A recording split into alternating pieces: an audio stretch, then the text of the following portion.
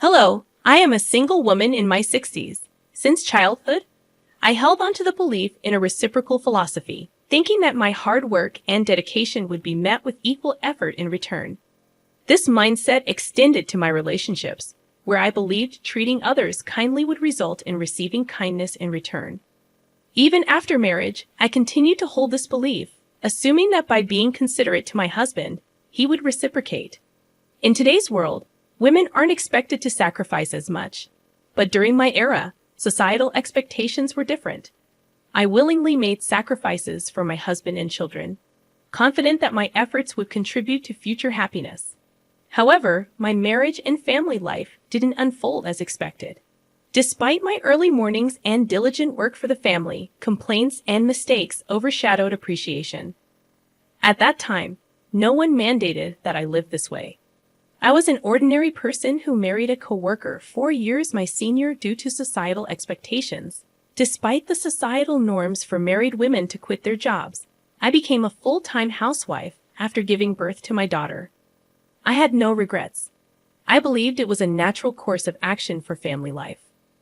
Though my life wasn't glamorous like TV dramas, it felt easy and stable.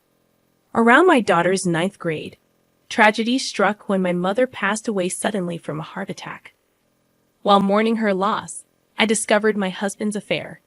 In the midst of my grief, he found joy elsewhere, becoming uncaring and eventually demanding a divorce. Despite my determination to avoid divorce, my husband's behavior became unbearable.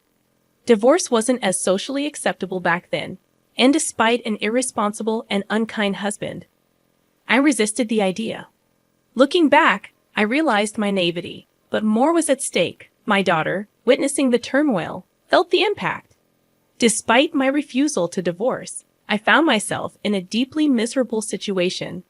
During a heated argument about our impending divorce, my father unexpectedly visited. Witnessing the distress in our relationship, he offered me a place to live and encouraged me to leave my husband, taking my daughter with me. Having recently lost his wife and observed his daughter in an unhappy marriage, my father convinced me that persisting in such a difficult situation was futile. Feeling the weight of his concern, I yielded to my husband's request for a divorce. In return, my husband provided me with $3,000 in cash. With my father's support, I secured a 2-bedroom townhouse to live in with my daughter, starting anew. I anticipated the need to work hard to support my daughter, fearing judgment from society for being a divorced woman with a daughter. This concern was particularly heightened as my daughter entered adolescence. During this challenging period, my daughter expressed typical desires of her age, lamenting the perceived consequences of her parents' divorce. Despite the emotional hurt, I knew I couldn't dwell on them forever, determined to provide for my daughter. I embarked on the journey of seeking stable employment. However, being an older divorced woman with a child made securing a job challenging. Undeterred, I took on multiple part-time and nighttime jobs, even engaging in freelance work at home whenever possible. As time passed, my daughter advanced to her senior year of high school. Despite financial constraints, she excelled academically, finding her own way to thrive. Motivated by my desire to ensure her future, I secured a job at a 24-hour restaurant, working 12-hour shifts. 2/3 of my earnings were diligently saved for her college tuition. Despite facing judgment and gossip, especially from some married men who viewed me as an easy target, I persevered for the sake of my daughter. The sacrifices were numerous, but my goal was to provide her with opportunities I never had. As she approached adulthood, I hoped she would understand the struggles I faced in raising her and making a living. Reflecting on these challenges, I realized that having a daughter made my situation both more arduous and meaningful. She became my anchor, giving me the strength to endure and persevere through life's challenges. I held on to the belief that, in the future, my grown daughter and I would share stories about the hardships we faced and take pride in our resilience. A year later, my daughter's outstanding performance in the SAT exams earned her admission to Harvard University. A moment of immense joy that made all the previous struggles worthwhile. As she embarked on her college journey, I felt a mix of pride and emptiness. Though I had managed to provide for her education and housing, the absence of her daily presence at home left a void. We maintained close contact through phone calls, and during the initial months of her independence, our bond deepened. Her newfound affection and connection were a source of comfort, and I cherished our evolving relationship. Despite the challenges, my daughter graduated from college without financial setbacks, fulfilling a dream we had worked hard to achieve. Anticipating that we could live together again, I was surprised when she secured a job at a defense corporation and chose to live independently. To support her, I took a bank loan and contributed to the down payment for a condo near her workplace. While I aged and embraced a more unassuming appearance, my daughter thrived as a fashionable career woman. Witnessing her success brought immense happiness, reinforcing the idea that my sacrifices had borne fruit. I found contentment in her achievements, understanding the sentiment of people who say they forget hunger in moments of joy. Despite the financial support throughout her college years, the prospect of her wedding became a new financial responsibility. People questioned why I continued to struggle when my daughter was capable of self-sufficiency. However, I was determined to contribute to her wedding expenses to prevent any condescension from her future in-laws. The belief that sacrificing for her happiness would bring joy to both of us fueled my resilience. On the other hand, as my daughter dated, I noticed a growing distance between us. Initially hurt, I recognized that her adult life and relationships rightfully took precedence. I patiently waited for her to mature and open up to me, understanding that priorities shift during this phase of life. However, on her 27th birthday, I looked forward to celebrating with her. Yet she made it clear that she had plans with someone named Michael and dismissed any preparations. While she may have intended to convey that I needn't go to any trouble, I couldn't help but feel hurt. It was her birthday, a day that held immense significance for me as the day she was born, and her apparent indifference stung deeply. It was challenging to comprehend why my daughter considered spending money on her birthday a waste, given the tight budget. Despite her intelligence, her understanding of her own mother seemed distant. Despite my hurt feelings, I understood she was my only daughter, and I wanted to see her briefly on her birthday, even if it meant taking a day off work. On that day, I meticulously paid attention to my appearance before going to her workplace. However, what awaited me was an unexpected and emotionally charged encounter in the company lobby. I saw my ex-husband with his mistress, individuals I never wished to see again. Doubting how he found out and came there, I frantically called my daughter, only to be abruptly hung up on as she claimed to be busy with a meeting. Feeling dumbfounded, I turned around, only to hear my daughter happily calling her dad and embracing him with a bright smile. Her boyfriend seemed familiar with my ex-husband and his wife, adding to my fury. In that moment, I felt betrayed, as if the whole world conspired against me. Drained of meaning, I hastily left the scene. Reflecting on that day, I felt the desire to confront my daughter and ex-husband, but an overwhelming urge to escape prevailed. Despite my inner turmoil, I couldn't muster the courage to call my daughter. Unexpectedly, my daughter showed up at home one day, announcing her decision to get married and handing me an invitation card. The surprise turned into shock when I saw the names on the card. Although she was my daughter, I felt an intense urge to throw her out of the house. I questioned how she, my own daughter, could present such an invitation. I confronted her, expressing my hurt at being treated like a guest at her wedding, emphasizing my role as her mother. In response, my daughter apologized, stating she felt she had no choice. Despite her desire to marry Michael, she faced scrutiny from his parents over every detail about her.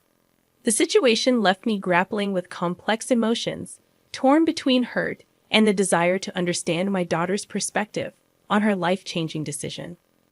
The revelation from my daughter about her concerns regarding my divorced past and the challenges of being a single mother struck me deeply. She explained that revealing this truth could jeopardize her chances of marrying her boyfriend, as her potential in-laws might disapprove. In the face of this revelation, I couldn't help but express my frustration, reminding her of the sacrifices and struggles I endured to raise her, work at a restaurant, and fund her education. My daughter's response. However, her response stunned me. She dismissed the past, stating that her father and his new partner, the woman who played a role in breaking our family, had already met with her future in-laws. In her perspective, the present was what mattered most, and she prioritized her desire for a comfortable life over the difficulties we faced before. Feeling hurt and regretful, I spoke harshly to her for the first time in my life, expressing my disappointment in her attitude. In turn, she suggested that if I wanted to drop her from my life, I should repay her for the money I spent raising her. This exchange led to a heated argument, and she left my house in anger, proclaiming that we were now strangers.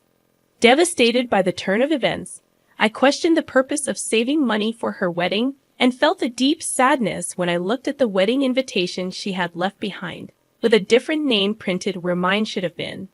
3 years later, I received news that my father, who had been living independently to avoid burdening me, had fallen ill. Sadly, I learned about his condition only after his passing. The realization of being a poor daughter to him hit me hard. A few months later, I inherited a small condo where he had lived, a bittersweet reminder of the family ties and struggles that shaped my life. Upon realizing that I had money saved from my daughter's wedding in the savings account, I decided it was time to live for myself, even if it seemed somewhat late in life. I pondered the idea that in today's world, trusting only one child and sacrificing for them might not be the most fulfilling path. It was a realization that I should prioritize my own desires and needs before it became too late for me to enjoy life. As I contemplated this shift in perspective, a real estate broker and close friend from the restaurant where I worked suggested that I consider what I truly wanted to do.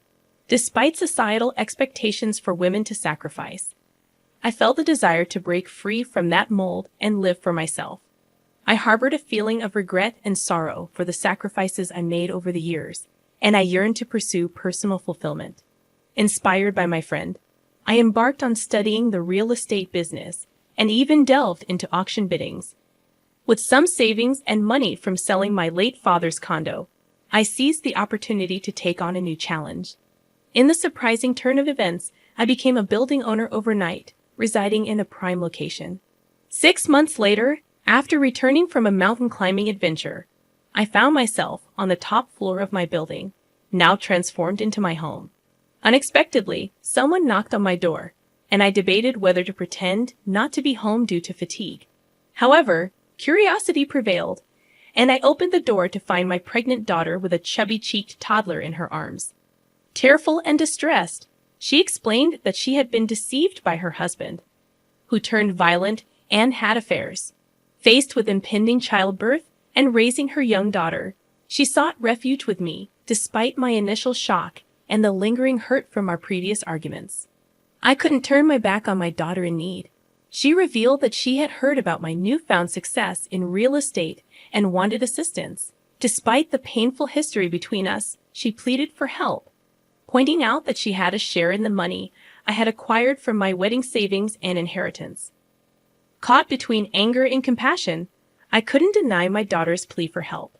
Despite her past actions, I recognized the vulnerability in her situation and knew that as a mother, I couldn't turn her away. The complexities of our relationship resurfaced, prompting me to grapple with the tangled emotions of love, disappointment, and the inevitability of family ties. I confronted her, saying, "I was the one who saved money for your education and your wedding, but you told me to get out of your life. Do I need to give you money now?" I only said that, but I didn't get any money back from you. It seems that in front of money, there is no use for the bond between a parent and a child. Now that you have money, you don't need a daughter, right? No matter what, I am still your daughter, so I have a right to your money too. I was once very proud of you, thinking that it was because of me that you were able to attend Harvard. But now I see that it was all in vain. I guess I was too busy making a living that I couldn't teach you to be a decent human being. I raised you as someone who is so selfish and can only think of yourself. I don't plan to give you 1 penny, so you can either go back to your husband or your wonderful father. You are too mean. Could you abandon your own daughter? Do you think other people would care for me at all? That wife already ran off with the money, and he has disappeared trying to look for her. If you abandon me, I'll become an orphan. Now I have a child and I'm pregnant, so how could you be so mean to me? Would you be happy if I died like that?" When she screamed at me, I couldn't put up with her any longer, so I took out all the money I had in my wallet and threw it at her. "Since you are acting so pathetic, I'll give you that. However, never come back to my house because I won't let you in." There's something that I learned in the meantime, just that your life is important. Now my life is important. You cannot put me in and out of your life at your whim. I coldly let my daughter and her child out of my house. Of course, I would not feel good about it since she was my daughter after all. However, I couldn't accept her because she still was as selfish as before, and I couldn't bury the past. However, I felt sorry for my little granddaughter, who was innocent and got kicked out together with her mom. After that, my daughter was too proud and never came to see me again. To be honest, I knew that she was such a daughter. So, has she repented for her past acts and begged me for forgiveness out of a quest? Pretending I was reluctant, but would have found ways to punish her wayward husband. But I was so disappointed that if she erased me from her life to marry her husband, she should have lived happily. Why did my husband and my daughter turn out that way, even though I lived a hard life? Now I see that the only person who is living a life the way I want to is only me alone.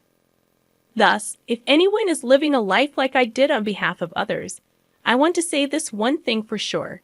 No matter how strong your relationship is with another person, be sure to take care of your life first. Even if everyone in this world betrays you, you will not betray yourself. In the end, happiness is not what you do for others, but what you do for yourself. I want to give that message through my story here. Even though it may seem like a life that's only felt half, I plan to try to fill that remaining half from now on for complete happiness. Thank you for listening to my story. I hope all goes well for you today, and good fortune will be with you. Please cheer for me and write your comments of wisdom in the comment section. Pressing like and subscribing is a big help to me. Have a wonderful day, everyone.